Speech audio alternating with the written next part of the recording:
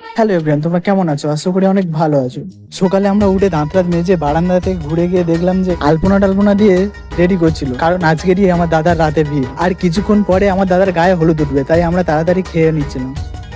তারপরে খাওয়া দাওয়ার পর দাদাকে দেখে নিয়ে চলে গেছিল গায়ে হলুদ তোলার জন্য।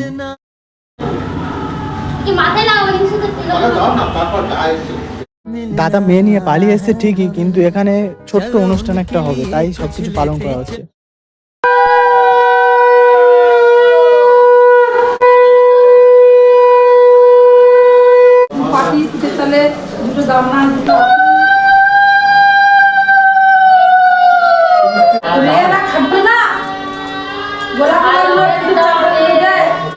দাদার গায়ে হলুদ ওঠার পরে ওই হলুদটা নিয়ে বৌদিকে মাখানো হবে, তাই এখানে বৌদিকে রেডি করে নিয়ে চলে আসছিল।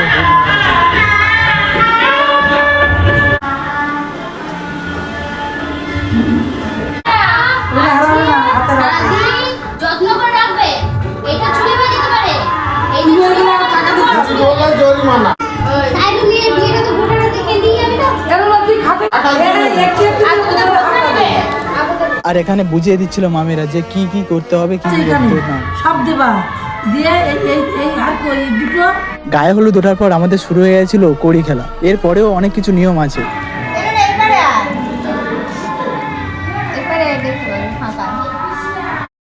এদিকে ওরা কড়ি খেলছে আর আমাকে বানিয়ে দিয়েছিল ক্যামেরাম্যান। সত্যি বলতে আমাদের এই বাঙালির না বিয়ে করানো মানে প্রচুর নিয়মের চেয়ে মজা বেশি হবে বিয়েতে।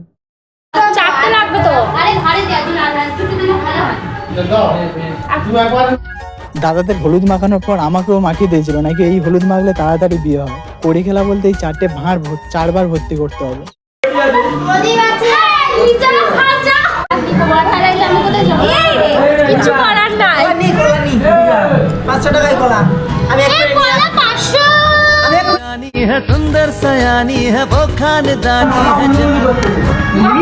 তারপরে আমাদের গায়ে হলুদ খেলা টেলা কমপ্লিট হয়ে যাওয়ার পরে আমাদের চলছিল ফটোশুট। আর গায়ে হলুদ হয়ে যাওয়ার পরে ছেলে আর মেয়ের মুখ দেখতে নেই নাকি, তাই আমাদের বিয়ের কোণে এখানে বসে আছে। তারপরে আমার দিদিরা ঘরটর গুড়িয়ে আনার পরে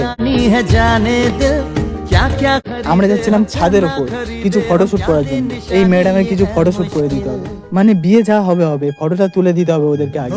তারপরে এখানে ফটো তুলে ওদেরকে দেখাচ্ছিলাম ফটোটা কিরকম। তারপরে নিচে এসে দেখলাম যে ওদের মাথায় জল ঢালা হচ্ছে। এটা কি নিয়ম আমি জানি না, তোমরা জেনে থাকলে কমেন্ট করো। আর বিয়ে ভিডিওটা কালকে আসবে, তোমরা সাবস্ক্রাইব করে রাখো।